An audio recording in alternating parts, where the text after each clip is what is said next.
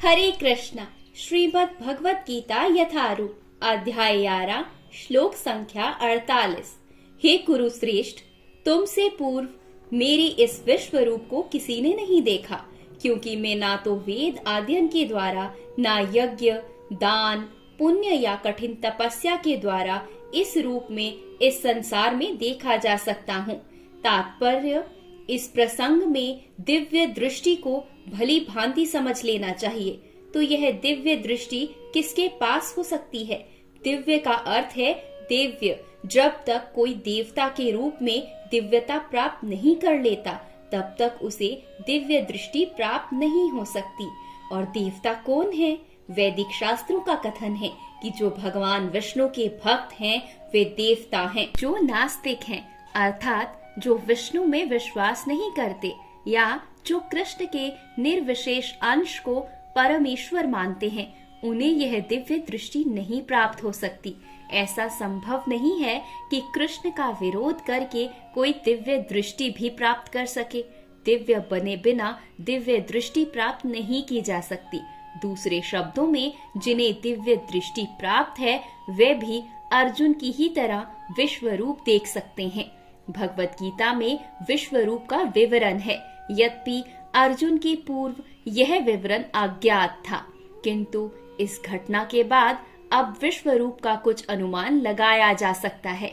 जो लोग सचमुच ही दिव्य हैं, वह भगवान के विश्व रूप को देख सकते हैं, किंतु कृष्ण का शुद्ध भक्त बने बिना कोई दिव्य नहीं बन सकता। किंतु जो भक्त सचमुच दिव्य प्रकृति के हैं और जिन्हें दिव्य दृष्टि प्राप्त है, वे भगवान के विश्व रूप का दर्शन करने के लिए उत्सुक नहीं रहते। जैसे कि पिछले श्लोक में कहा गया है, अर्जुन ने कृष्ण के चतुर्भुजी विष्णु रूप को देखना चाहा, क्योंकि विश्व रूप को देखकर वह सचमुच भयभीत हो उठा था। इस श्लोक में कुछ महत्वपूर्ण शब्द हैं, यथा वेद यज्ञ अध्ययन, जो वेदों तथा यज्ञ अनुष्ठानों से संबंधित विषयों के अध्ययन का निर्देशन करता है। वेदों का अर्थ है समस्त प्रकार का वैदिक साहित्य, यथा चारों वेद एवं 18 पुराण, सारे उपनिषद तथा वेदांत सूत्र। मनुष्य इन सब का अध्ययन चाहे घर में करे या अन्यत्र। इसी प्रकार यज्ञ विधि के अध्ययन करने के अनेक सूत्र हैं। कल्प सूत्र तथा मीमांसा सूत्र। दाने शब्द सुपात्र को दान देने के अर्थ में आया है। जैसे वे लोग जो भगवान की दिव्य प्रेमा भक्ति में लगे रहते हैं, यथा ब्राह्मण तथा वैष्णव।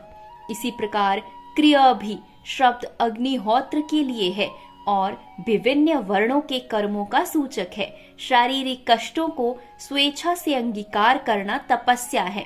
इस तरह मनुष्य भले ही इन सारे कार्य तपस्या, दान, वेद अध्ययन आदि कर ले, किंतु जब तक वह अर्जुन की भांति भक्त नहीं होता, तब तक वह विश्व रूप का दर्शन नहीं कर सकता।